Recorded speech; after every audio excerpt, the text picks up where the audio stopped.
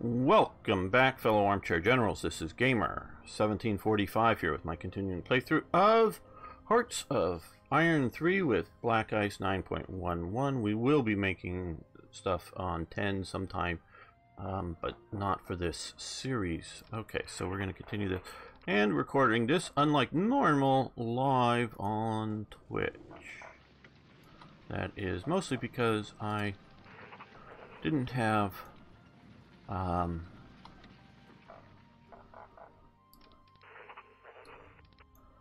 any made for this evening. I haven't made any for the last few days, but also because I was checking Twitter before coming on, and they talked about a revision or going back, I think, to an earlier version of Black Ice for Hearts of Iron 4.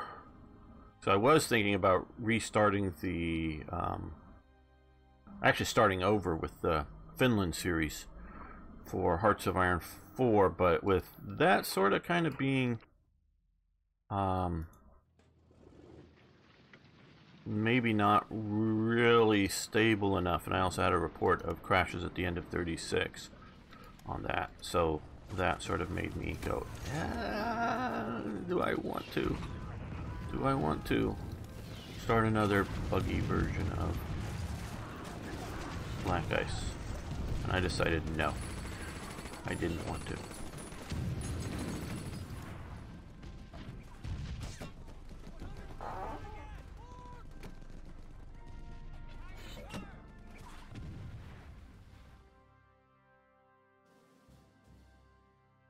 Okay, good thing, Tippet, yes. Australia for Black Ice for Australia. Maybe, Tippet, maybe. That wouldn't be uninteresting. So, no, it would be interesting, I guess would be the better way instead of saying it in a sort of a negative way. Well, if you want to get notification for my live streams on YouTube, ring the bell. You know, that little bell symbol, and I know many other, if you watch YouTubers, say ring the bells, click the bell, and there's different settings on that bell, I think. Always notify, partially notify, where traditionally if you showed up once a day to my, and which I also encourage you to do, but showed up once a day to my, oh, there's somebody out here blocking?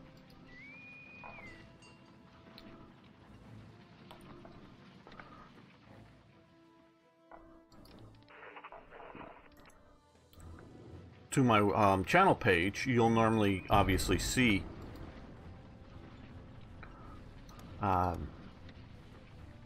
everything that's being posted, because YouTube may not be notifying you.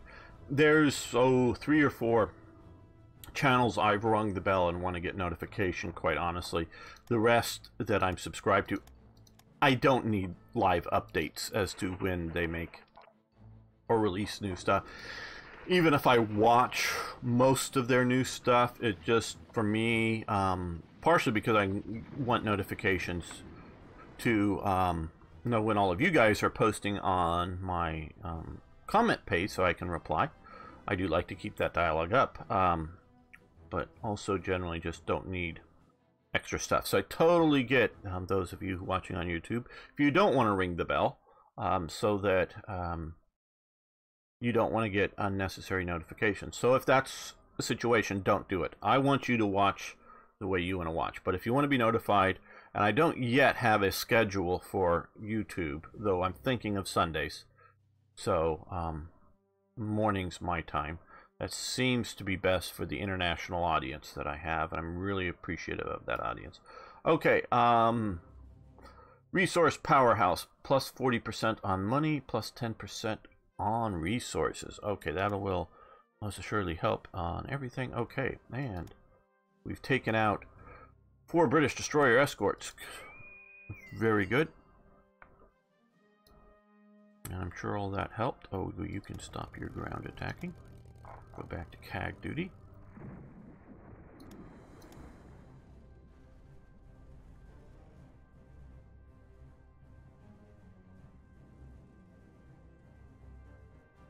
And yes, probably next week, because I really don't I don't want to play Kaiserreich right now.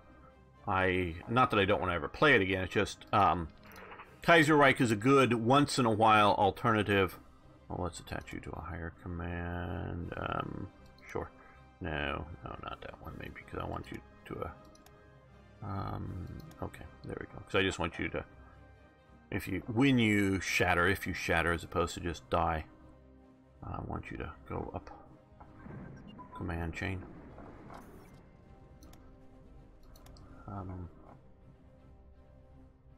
Mountain HQs. Okay, that's good, nice.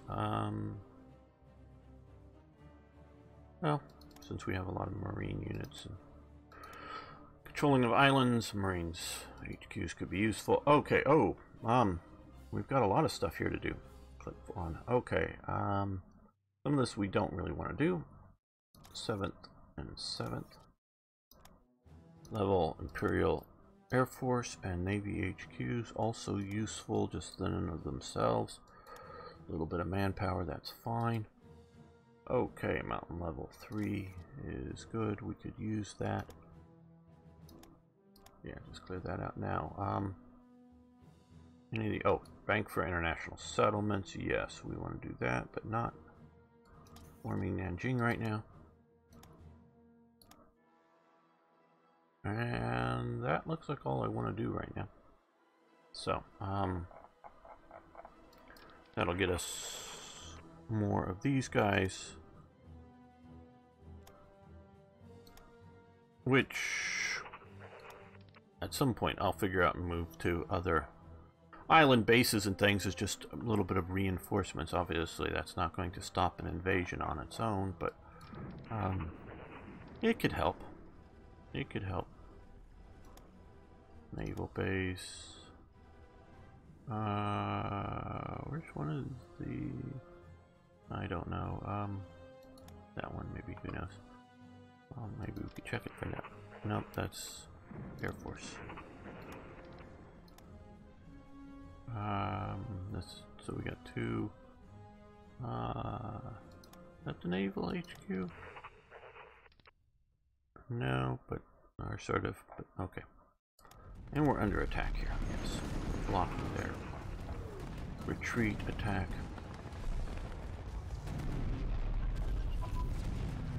And another attack just appeared.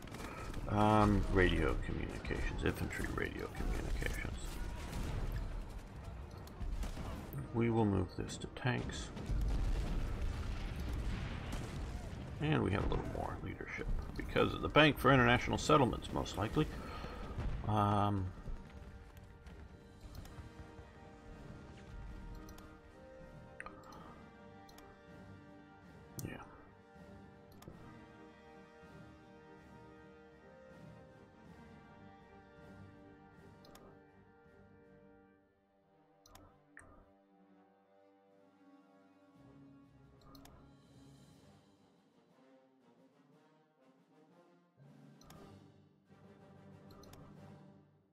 We are in 43, so 43 base tax. Oh, we have a bunch more. Okay. We'll do us better. And we can come down here and maybe also do mechanized.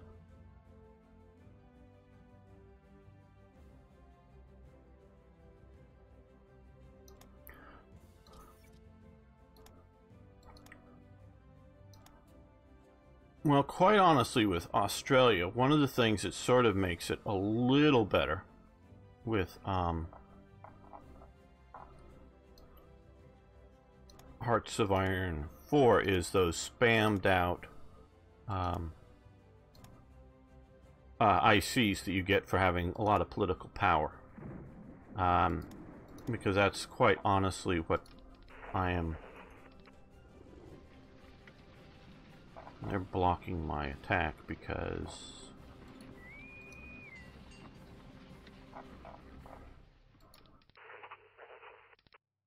Okay, so they're blocking that attack. What do we need to do? We need to come over here. And let's grab you. And let's invade here. I know we just sort of did that and killed the unit, but we're going to make sure we land there. Don't want to take that base out. That's a major reason for what I'm doing here is base denial.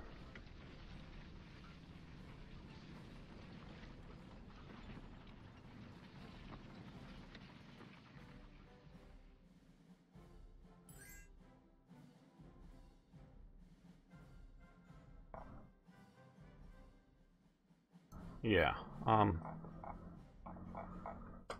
with Hearts of Iron 4 things, and Black Ice particularly, things become overpowered in my opinion.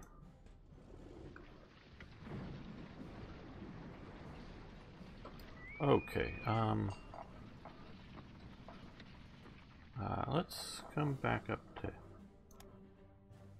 here.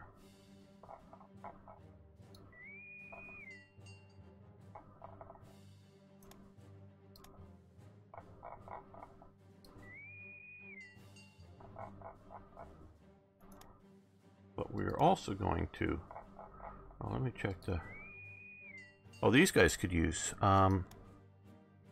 more CAG size. CAG size 2 and CAG size 2. So we have a 2 CAG size CAG. So we need a second 2 CAG size CAG group. Rebased carrier, yes. Is this patrolling? Will it move? Oh no, just stop patrolling. There we go. Don't want him to miss that.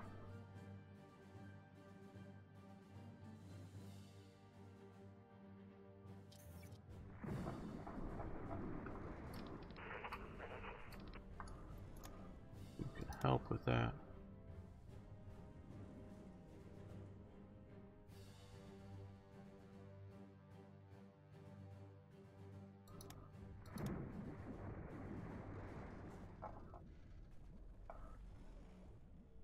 Okay, so they've got a base there now. We'll deal with that momentarily.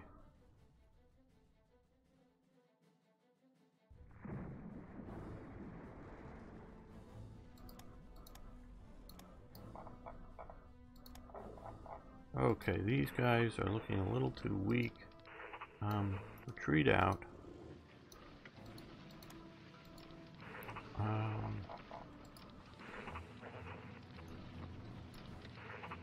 I may need to come in here with air power and smash these guys and take them. I think that would be the best. Yeah, okay, somebody's still going down there. Occupy and deal with them.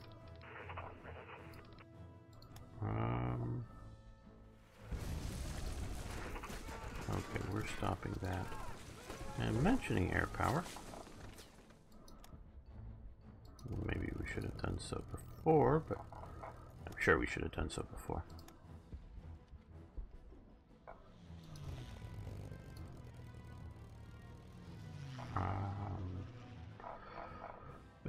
Well, I don't know if they have in 10, quite honestly, I haven't looked, but too few air bases in India.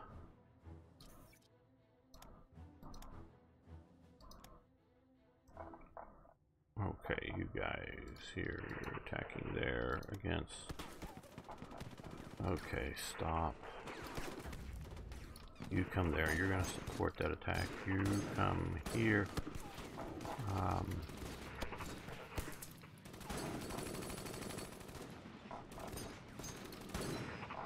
Let's see if you can take on Bhutan.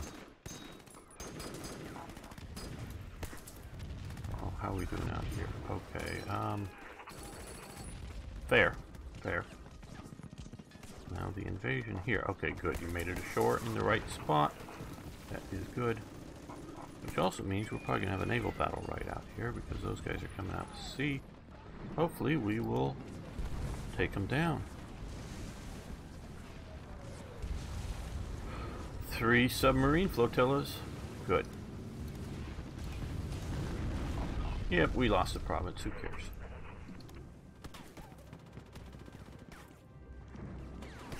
We can't let them go rampaging on, but...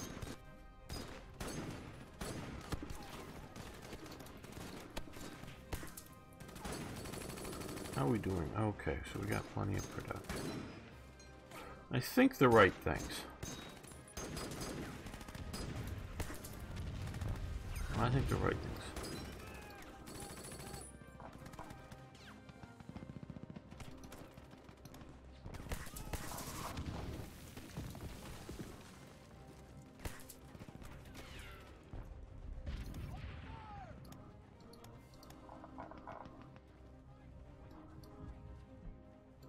Let's take a look at how Europe is doing.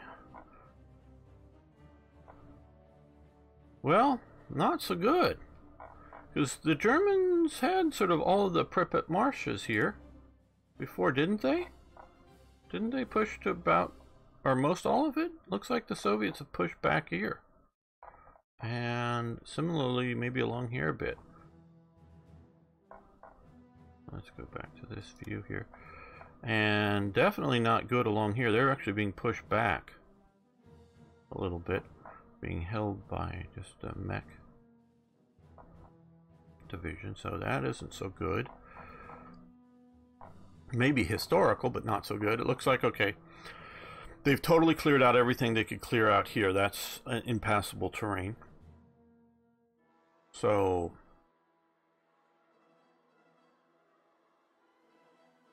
well, the next country we're planning for Hearts of Iron 3 is back to Germany.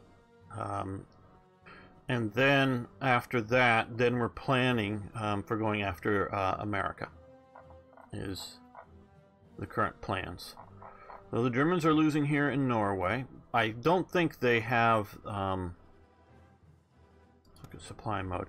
Yeah, I don't think the Germans have any more ships to transport supplies. I think they've all been sunk. Because I see almost no supplies here, and they're about ready to lose their last. Well, no, they have Narvik up here, but they're not able to either supply into Narvik or supply into Trondheim here. So I think they don't have any shipping. I'm going to start the Germany playthrough probably the day after this series ends. Is when I'm planning on it. And when is that going to be? I don't know. But that's the plan. And the Italians are being pushed back here. And here. Well, we're working to come to your aid as quickly as possible, guys. Trying with landings and things. We did, of course, come into here, but I couldn't supply into Mogadishu, and so they were going to run out of supply. So that was not a good place to keep pushing in.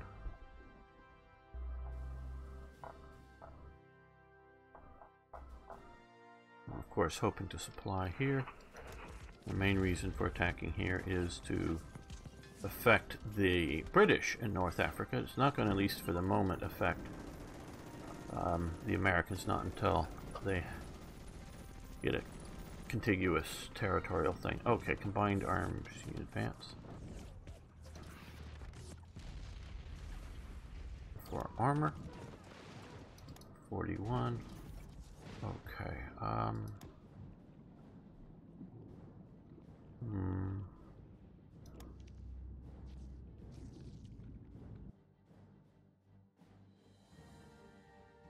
They're fairly up to date. There. These guys, but I don't have any of those. Yeah, I know we're back here. Few of them, but that's back at, well, I don't know.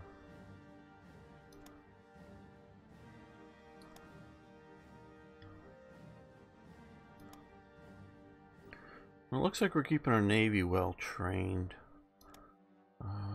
And technologically up there.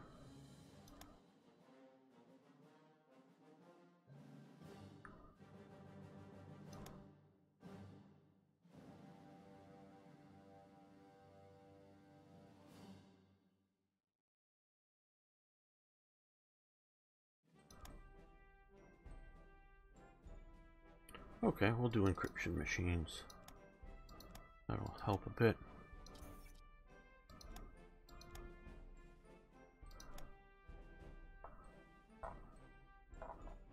Okay, you guys keep moving up to here. Now that there's two of you, well, you can move to there. You guys can move to here. Now that there's two attacked there. These guys are getting hammered.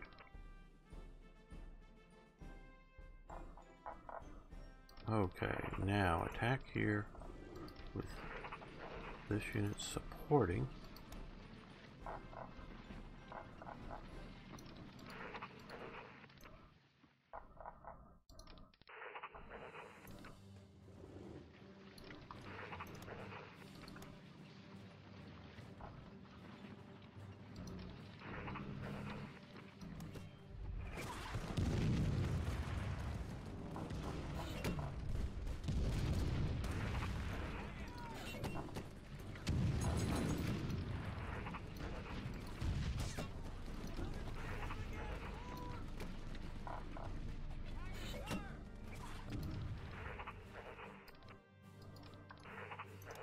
Support the attack.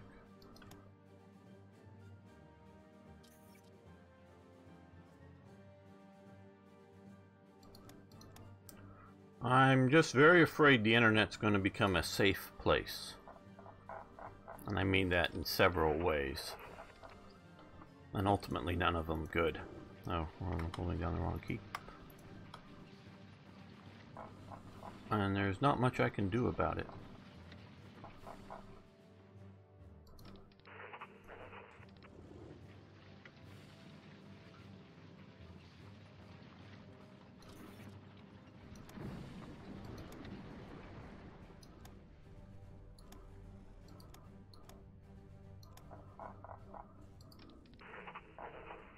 Okay, we're gonna come up like that.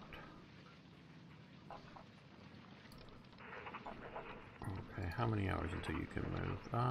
Well, 24, okay, so as soon as you can, you come through there. Ah, tip it. Let's pause this. So. Okay, you never have enough resources to get what you want, nor do you have enough manpower, and I think it's a paradox.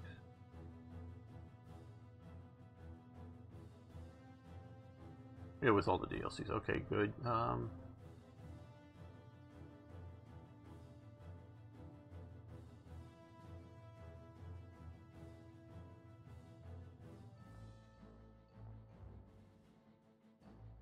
You know, I agree with you, Tippett. Australia, you know, I'm not knocking Australia, but it was, particularly before World War II, no industrial powerhouse. It, I still look at it, well, freedom is dangerous, IKB. You know, I like speed limits. But are you going to make safe speed limits? Well, driving more than 20 miles an hour anywhere is dangerous. So shouldn't we slow that down? You know, at what point, you know, you make, I think it was Eisenhower said, if you want to be safe, we can just put everybody in prison. Now, of course, prisons are dangerous places, but solitary confinement or something in prisons aren't dangerous places. We can make places safe. And it could also be the safe place of the modern PC talk I was referring to, but I'm also referring to about the dangers of the internet, you know, people catfishing or stealing identities or whatever, you know, it's the internet, the world, you know, it's dangerous. I'm not going to try to pretend it's not. I'm going that it sort of kind of should be. That sure, no one can hurt me, you know, physically hurt me across the internet. They can steal stuff from me or whatnot across the internet. So there's, if you will, damage that could be done, but there is not physical danger, but they could find out, you know, where do you live? Are you on vacation? Are you home right now? that kind of thing on the internet, and then use that to rob people, you know. So yeah, there's dangers, you know, real dangers out there. Okay, guys.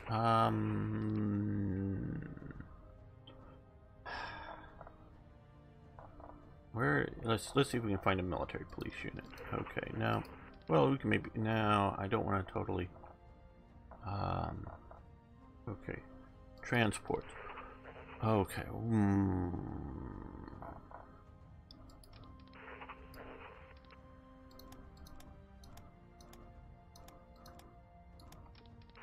Get on board ships.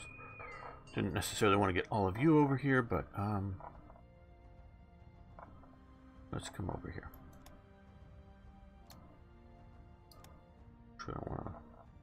Okay. Well, you've got these guys, so let's keep fighting our way there. How are we doing here?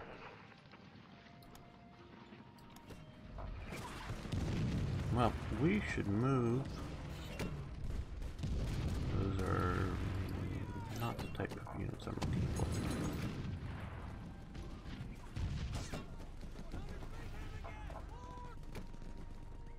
And so, yeah, and of course it could be safe for a particular ideology, safe for any sort of thing.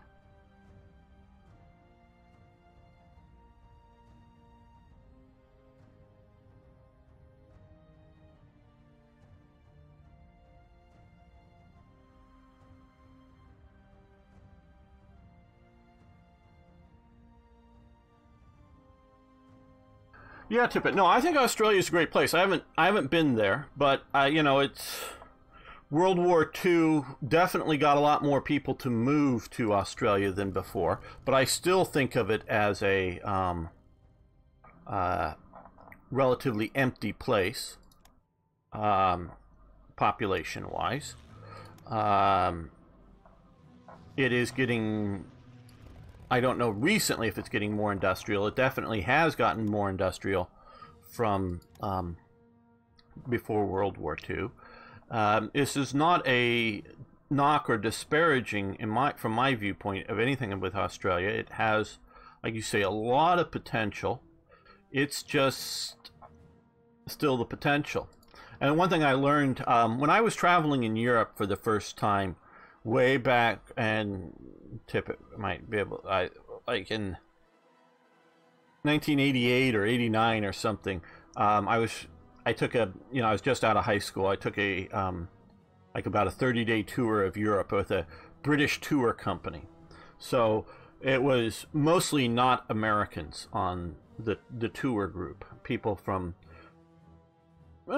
various places, basically also not from Europe, but different parts of the world, but a fair amount of people from the Commonwealth. Though when I say not from Europe, there were British people on the tour too, going around the tour of Europe, and there were a bunch of Australians there, and they were just celebrating their sort of 200th anniversary kind of thing. That made me think, wait a minute, 200 years Australia? And then I figured out, and this was way back then, oh, it's 200 years since their founding, because we had, back in 1976, had celebrated 200 years of American independence, and we had been around for 200 years, approximately. Depends on what colony and when and whatnot, but we'll go approximately 200 years before our independence was had. So yeah, it tells you that we're easily 200.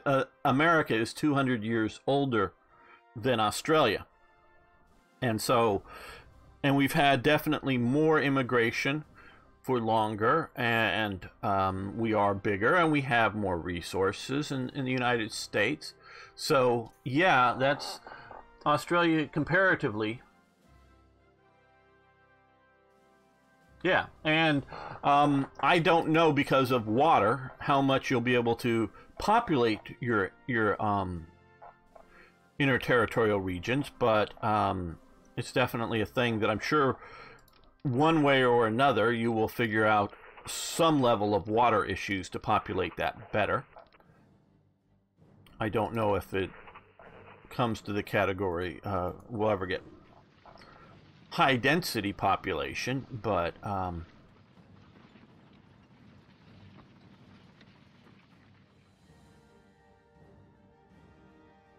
so, you know, it may never become as densely populated as, say, the American Northeast. Because if you look at America, especially like Arizona and New Mexico, you may notice here where the population will be along these rivers. The rest of this is, let me click over to here, mountains and deserts. And similarly here, the population is going to be along where the water is. And the same with California. There is a city out here called El Centro. And it's basically in the center of the state as it goes along here with here. So it's right about and somewhere in here somewhere. And that's just the city. This isn't called El Centro down here, but the city is here. And there's basically nothing out here.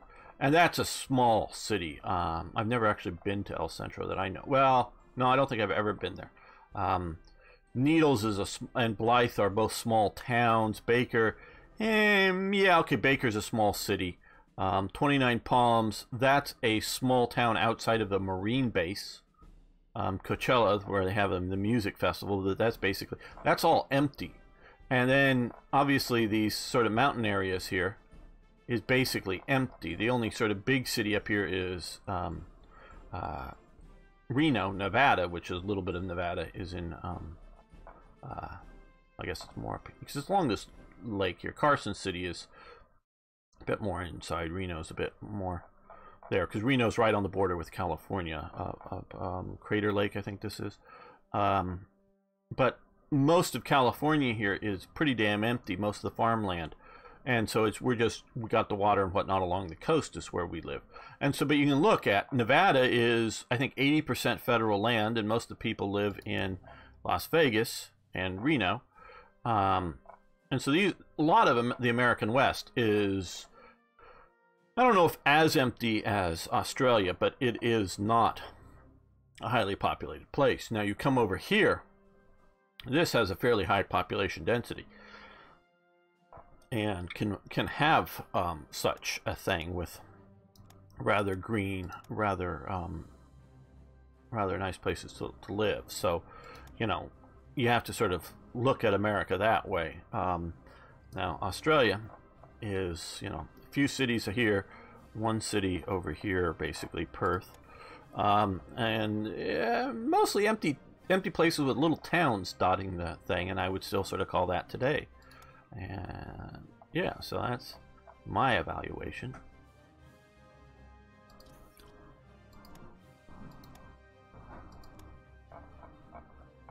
Okay, let's swing back through this way with you. And I'm still using these guys here to where's my invasion fleet? Is it down here too? Yeah, okay. Oh, you need to be out. Okay, well, both of you guys need to move.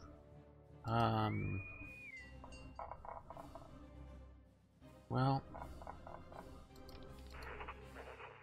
you get on board a boat.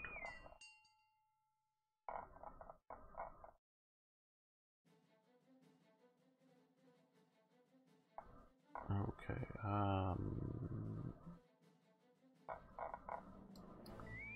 yeah, that's what I want to do. Okay, now I need to figure out which ones I wanted to attach them to. That has one CL. That has 3 CLs, 1 CL. Okay, I think this is what I wanted to do.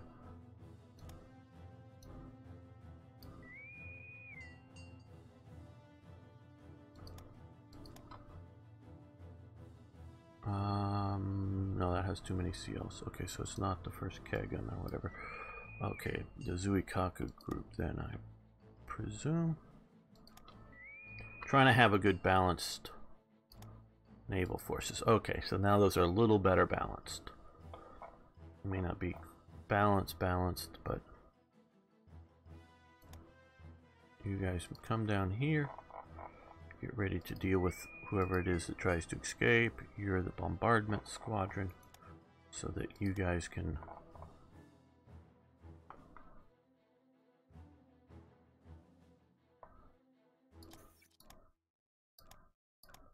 we can attack and make sure we overrun with limited forces with naval support. Oh, this will be easier for everyone to see how we're doing. Okay, yeah, you join in this attack. Okay, that shifts things considerably.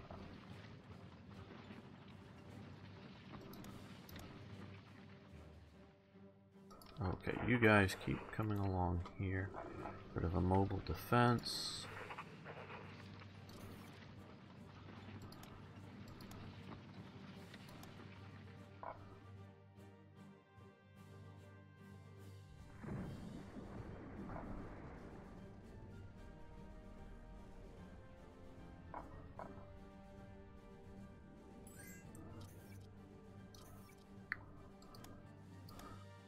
And one thing I've been thinking a lot about recently is comparative.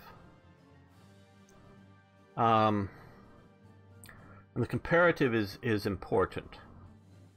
And you know, there's a lot of criticism of America, and a lot of it is coming from within America.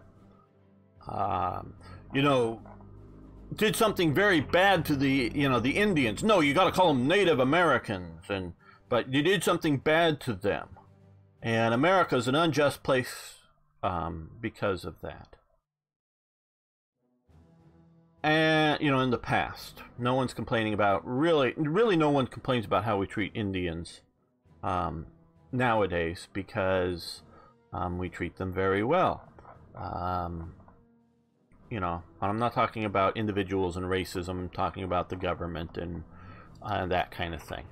And I really don't think there's any racism against Indians. Could be wrong if they face any racial injustice. You know, if people hate the Indians. I don't think anybody hates the Indians anymore. You know, but when you look at things, and this is also, I'm thinking about Australia, and some of this stuff is comparative. And what I'm trying to do with the channel and things, and generally speaking too, is, oh, America did this bad thing. Okay. You look at what else was going on in the world at the time. You know, every other spot on the planet. And then you go, oh, America's the most wonderful place on the planet at the time. It may not be the most wonderful place on the planet at the time, but just about is for its size and scale and whatnot. And then if you look at, now you could maybe categorize America as an empire as it spreads westward, and it still sort of is. I'm not talking about America in Iraq or America, you know, in Vietnam or someplace. I'm just talking about the 50 states and their few territories of Guam and Puerto Rico and whatnot. But let's, for the moment, though, discard America as the empire. You look at the British Empire. Hello. Well, yes, Manifest Destiny, that's part of it. Hello, Ari Holyfield. And that's an ideology that is something is manifest and it's your destiny as a nation. Nations can think of themselves as having a manifest destiny. But you look at the British Empire and its empire, and you can talk about bad things that they did, you know, whenever. And I'm not going to deny that some of the stuff they did was bad, including as late as India during World War II. And go, yeah, bad things that the British Empire does, because like about 2 years ago, and I'm not more than 2 years off on that, about 2 years ago, somewhere in Britain, I forget where, but probably at a university or someplace like that, they put up a life-size statue of Gandhi. Yay! We put up a statue honoring Gandhi. within the last month or so, they've torn the statue down of Gandhi because they found out Gandhi was a racist. He was a racist. He had many racist things, and he never took them back in his whole life about Africans, because he lived in South Africa for a while. And Gandhi, and probably was, but according to modern day views, was a racist. So they tore this statue down that was all of about 2 years old.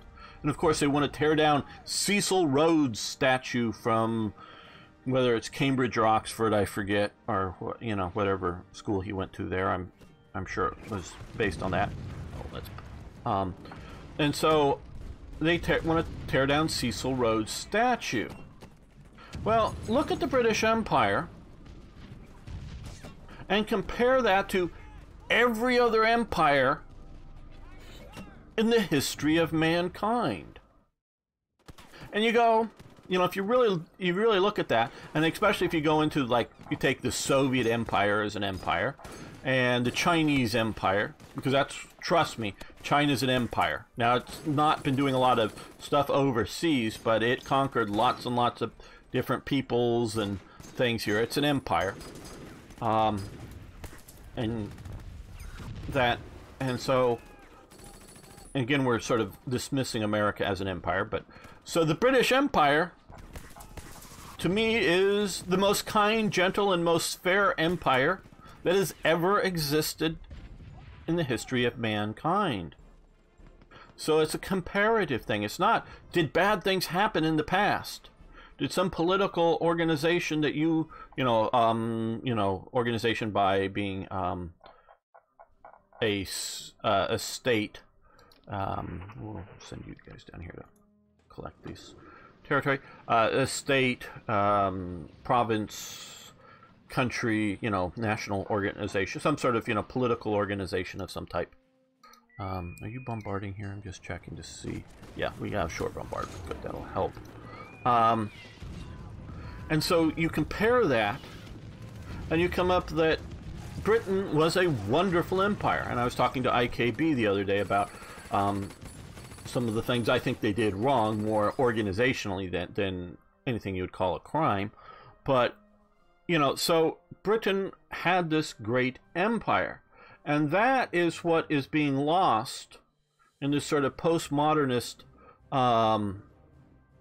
deconstruction, is that they are finding crimes that would be crimes today, and crime is is something that is illegal, not unjust. So you can make freedom a crime, so, but what would be a crime today might not have been a crime back then, and life is unjust.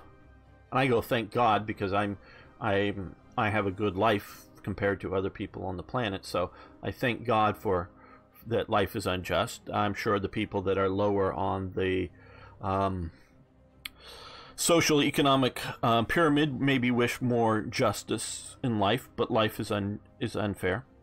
Most of us living in the Western world, even those that struggled to get here, should thank God for the unjustness of life. It just is, and just going to be. But so we have this idea. Oh no! Get out. Now, I gotta click through this. Okay, get on. We're doing an invasion down here. Yes, I'm still playing while talking here. And so I'll get to your comments, Tippett and Ari. And so I look at this very much as a comparative thing, and I think that is something that is being lost in the modern education system, in the modern political discourse around political correctness and social justice, and other elements, that you have to look at stuff comparatively.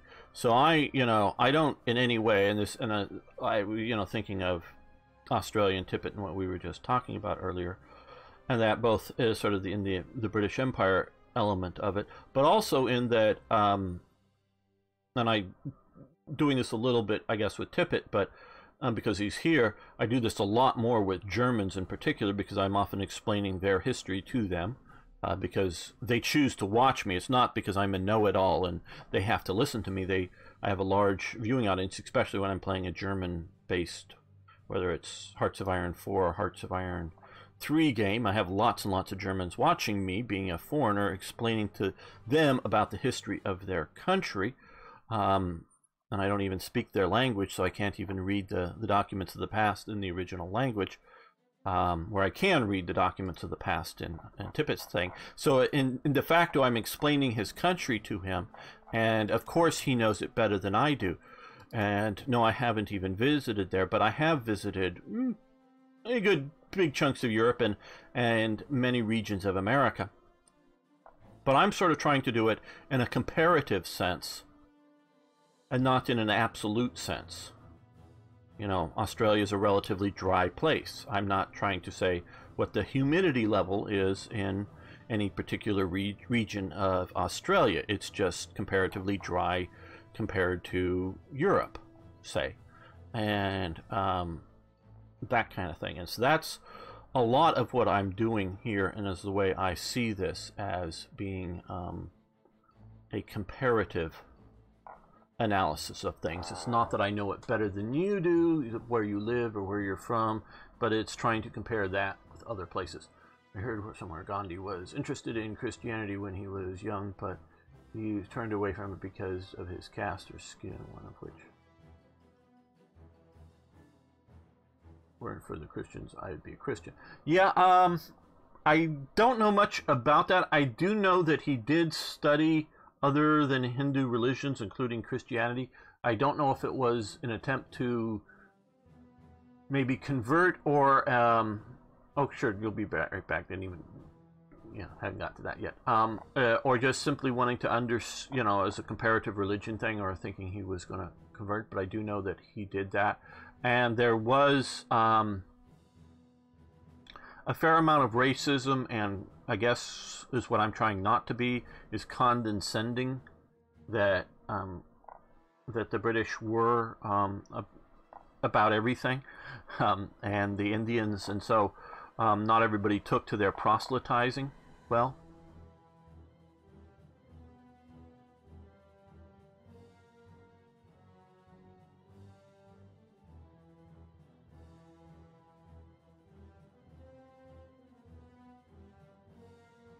Yes, you're right about the scramble for Africa and Liberia.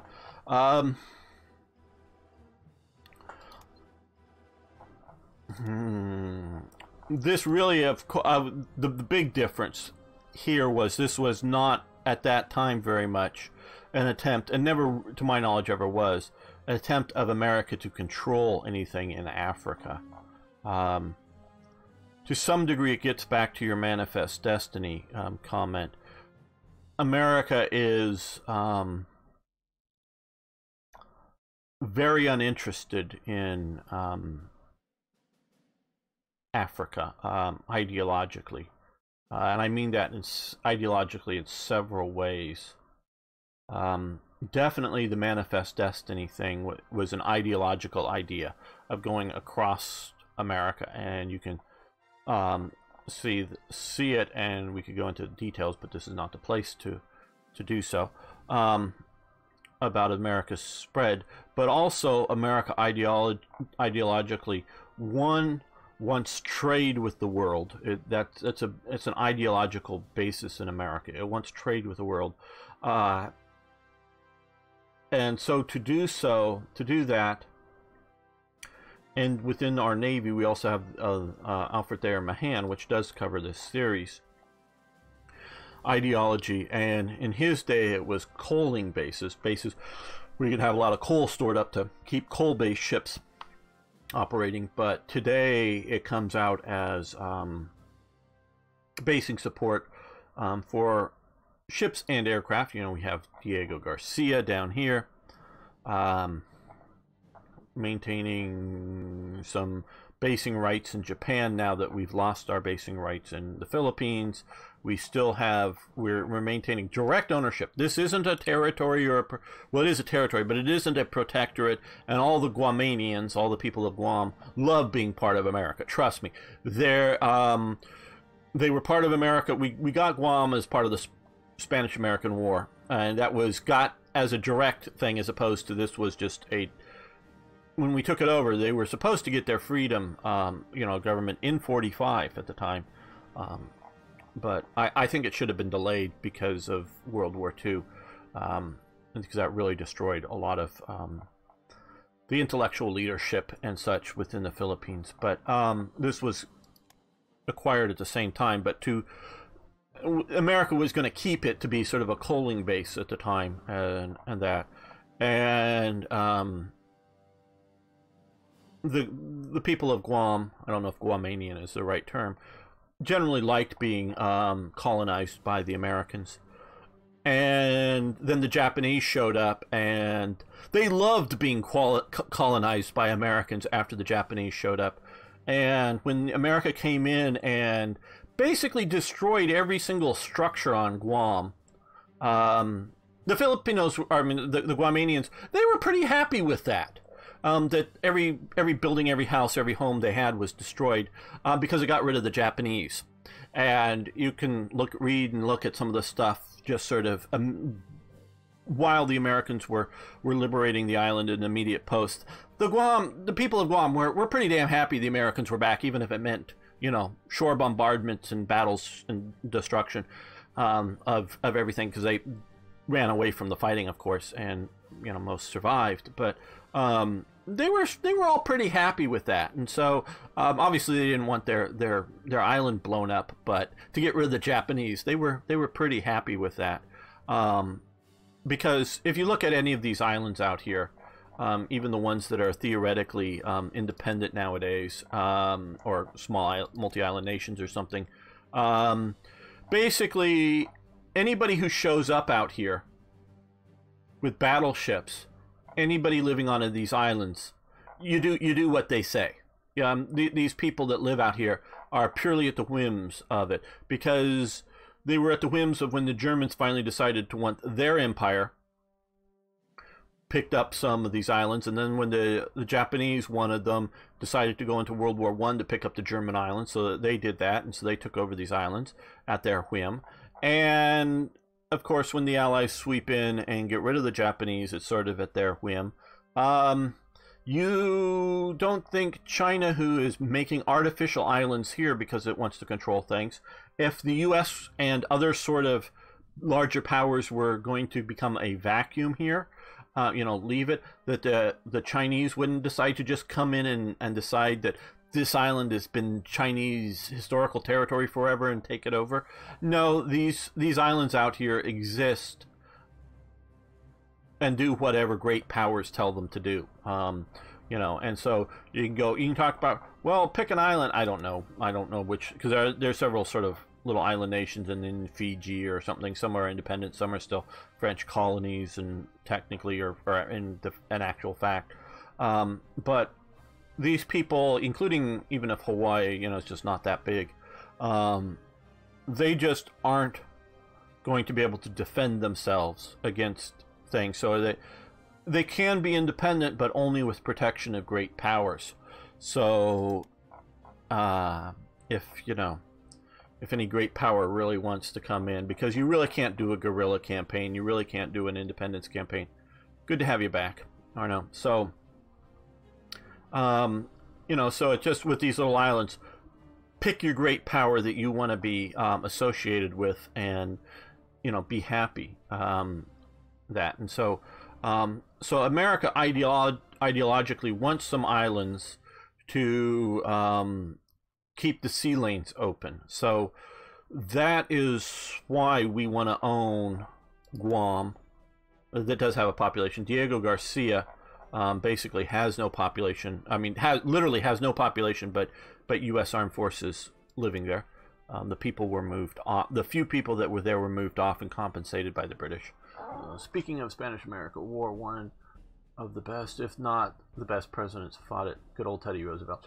Well, Teddy Roosevelt, he was a progressive. He wasn't terrible, but and we're about ready to lose this. We're delicate. All of this against us. Okay, yep, we're gonna lose. We got some Free French units, King's African Rifles, Eritrean Askaris attacking us, British 8th Infantry Division, more African Rifles, a French Demi Brigade, mountain troops, or maybe could those be Belgian? I don't know. All here. Am I going to invade the west coast of the U.S.? Maybe. We'll probably give it a try at some point.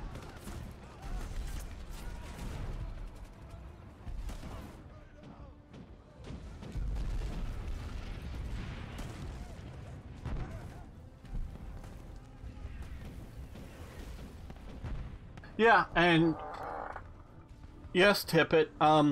The people that voted for independence, and I didn't know that they did that off New Caledonia. Which these islands here aren't are this down here? Down here. Can only remain independent, and they see this is.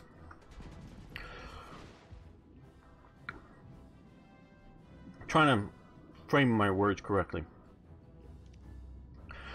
People have gotten used to our current world order, and people have gotten used to our current governmental order, in which when there's something goes wrong, some fire brigade is going to come in and fix the problem.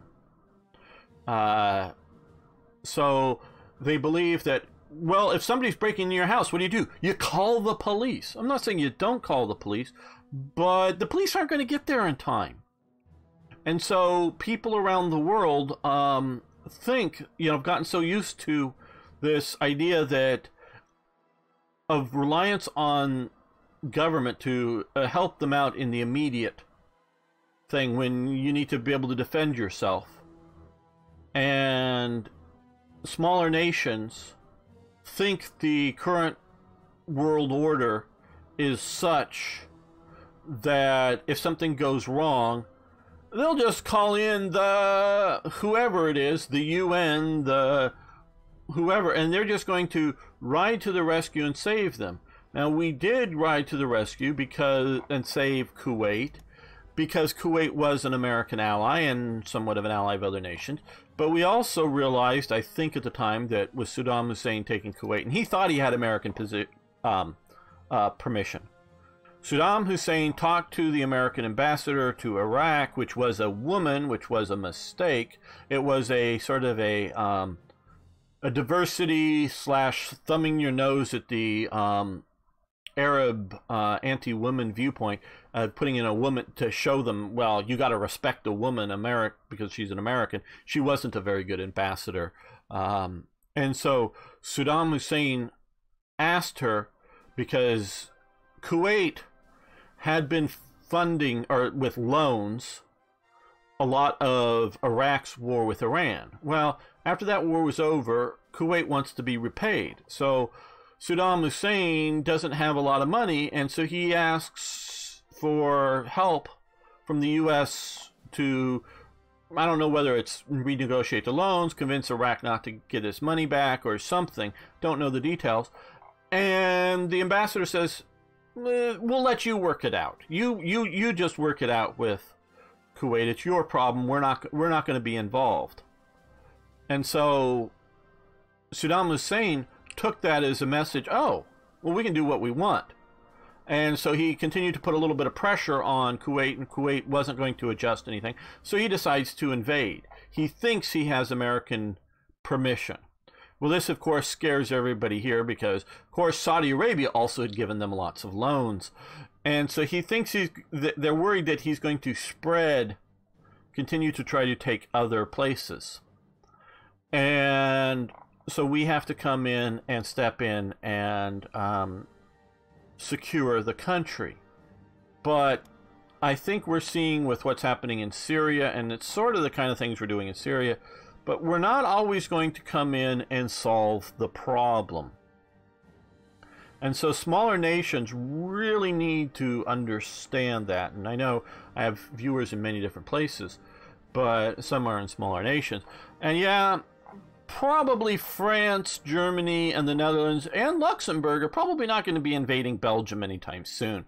So probably the Belgian borders are relatively secure from its neighbors. But I don't know about the Baltic states, and we've already seen that the Ukraine borders aren't internationally recognized. Ukrainian borders have been violated by taking of Crimea. Georgia's borders, two got invaded, but two sort of breakaway regions that Russia's supporting within it. Yeah, you're not always going to have the fire brigade coming to protect you. And so I get the idea of self-determination. I get the idea of, well, we might as well have them support the attack. I get the idea that some nation or some people that are remote might want to be independent, but what's going to happen with French government cutbacks because of the riots? What's going to happen with that? And then when China shows up, what's going to happen? Who's going to protect this area? Is Australia going to go to war with China over former French... Chechnya? Yes. Well, was Chechnya ever a recognized independent state with a seat in the UN? I don't know if it was. It was definitely something of a breakaway province, Soviet province, but I don't know if it was, a Soviet province that broke away. I don't know if it ever was a recognized state, but yeah, flat out invaded them, absolutely, and were incredibly brutal to them, not mitigating that. So it's not justifying the actions, but I don't know whether that's Russian expansionism or just not allowing separation, where Georgia is a recognized independent country that has two breakaway regions that are de facto Russian, almost dropped back into Soviet, de facto Russian puppets. And that was sort of the excuse for the Georgian invasion, that the Russians basically all withdrew from it, but that was an attempt by Putin to try to retake over directly Georgia. And so, yeah, you have that kind of situation in the world. And so, how far will Australia go? Will they do airstrikes on Chinese ships? And all it takes is to get an American isolationist or an American pacifist president to not do something over, some island nation out here. And so, is Australia going to come into, and sink Chinese ships? They might, because they might see in their national interest as, China sitting over here with unsinkable aircraft carriers kind of thing, might be a danger to them. And they might go, yeah, we're willing to go to conventional war with China because we think we can sink their ships. And their super big armies don't affect us down here, if we can sink their ships. Yeah, Falklands, but 2.0. You're absolutely right. And so, you're absolutely right with bringing up the Falklands, because it was a British colony and not some independent English-speaking country off of it. The British felt honor bound. So if this stays, this stays French, one that has a big sign that says on it, France owns this. And two, it's really going to be a huge national blow to France if they don't react to a de facto invasion, a actual invasion. What if you just start migrating in a bunch of Chinese, and then the Chinese decide to vote for, illegal immigrants? you know, have ships that land huge amounts of illegal immigrants, all look to be smuggled in, and after a couple 3 years, they all demand to vote and riot and take over here and ask China for protection of the Chinese minority. Is that a reasonable scenario that might be done? Yeah, I think it is. I think it's highly likely that China could easily pick out a vulnerable island nation, and over time, not like in, I'm not talking like in 6 months have a bunch of ships drop people. I'm talking because China plays a long game. You know, over a 6-year period, China helps Chinese immigrants into an island nation, you know, 100 at a time. Eventually they become, if not a majority, a significant minority, and then they stir up, like the Nazis stirred up the Germans and other countries, stir up problems, and then China comes in as a peacekeeping force.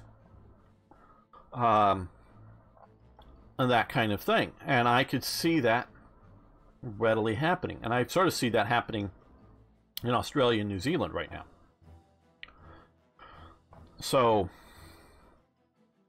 you know, nations need to, you know, a nation needs to decide what it is. What is it? Is it an empty basket that's just going to be made up of whatever people that fill it? Or is it going to be a, you know, oh, we're a Samoan island, or, you know, island type peoples. This is us. And only us. All the other people who come are visitors. And sure, we'll let some rich people buy some really nice houses because they'll help our tax base. But they're not ever going to be, and their children are not going to be,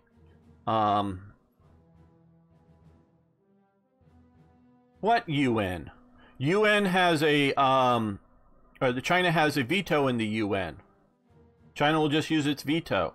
China will have so many nations, including in Africa, that owe them money, that they'll go, hey, we'll forgive some of your debt if you vote in support of us, or you abstain from the vote. It ain't gonna work. The UN ain't gonna work anymore. The UN as a body is falling apart.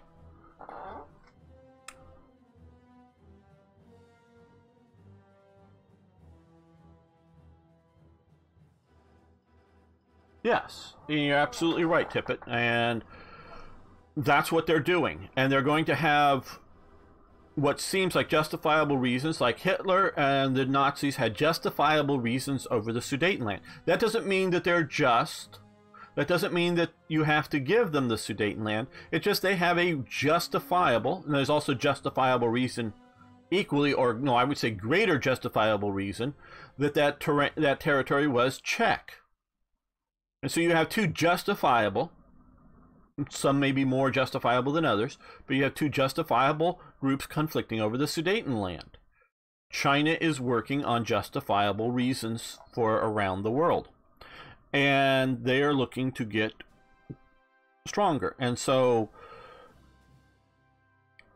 you know, Indonesia is a hugely populated nation. I don't know if it's ever going to become much of an industrial nation, but it's hugely populated, and it's going to be hard to swallow. China, I think, is going to try because of this. It's their choke point. Their choke point here, because without controlling this, they in essence have to go, what, all the way around here? Or, because this is, even though it's been given back to Panama, trust me, if Panama starts to act up again, the U.S. will come in and deal with it. This is vital national U.S. interest. Carter was entirely wrong to give back the canal zone. I don't know if I have any Panamanian viewers, but I'm sorry. This should remain United States direct territory. Panama, which actually should give more freedom to Panama, but because this is now controlled by Panama, we can't have a Noriega or some other right-wing or left-wing. Noriega, I would say, was a right-wing, but right-wing or left-wing person in control of the country, where if we had control of the canal zone, they could sort of do their own thing a little more. But we have that choke point there, and so they've got to come down through here. So otherwise, to get outside of the Pacific, China needs down here. China has a lot of citizens in Singapore. China views them in a protective sort of way. So, you know, I really think that that is a situation that China is looking really hard at. And they're doing it step by step. You know, they're getting the islands out here, the Spratlys and others.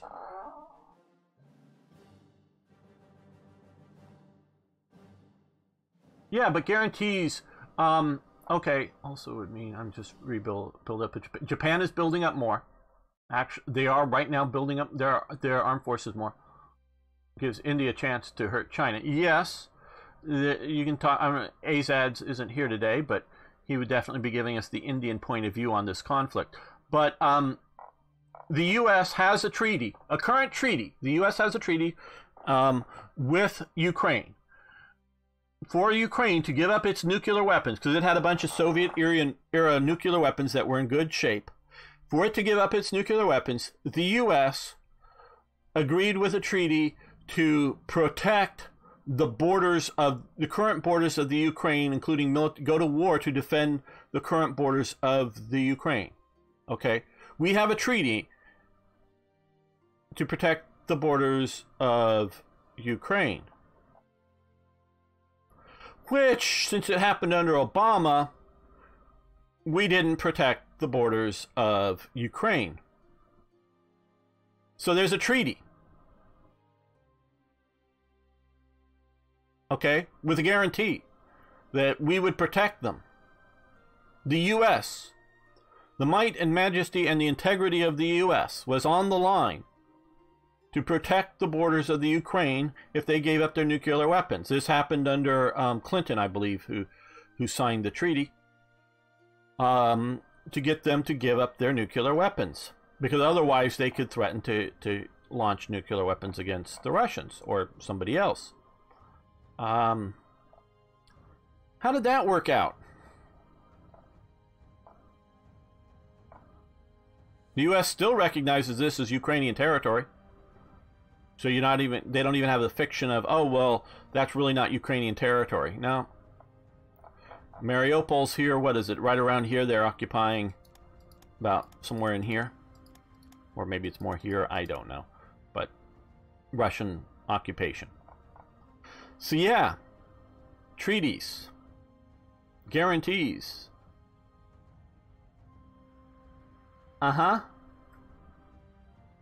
Doesn't always work out. That's what I'm talking about.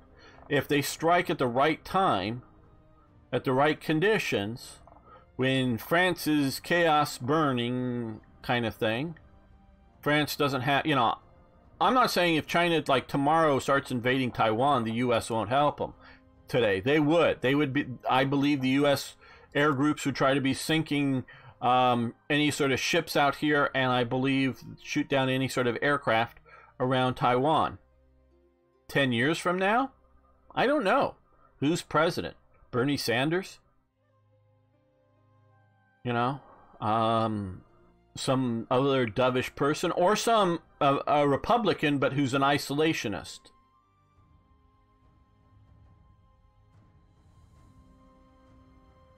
Well, yeah, we can talk about stupid decisions of politicians. And that's, I guess, sort of what I'm talking about.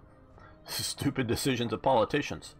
Kind of thing. Okay, well, we're going to end the episode. Not to stream. You people on Twitch, just hang loose. And you watching on YouTube, thanks for watching. I hope this discussion and gameplay was interesting. A bit different for our normal Hearts of Iron 3 stuff. And if you haven't already, please subscribe to the channel, and I'd love to see you around, or actually see you more often, so please post something. Love hearing your comments. See you next time for more Hearts of Iron.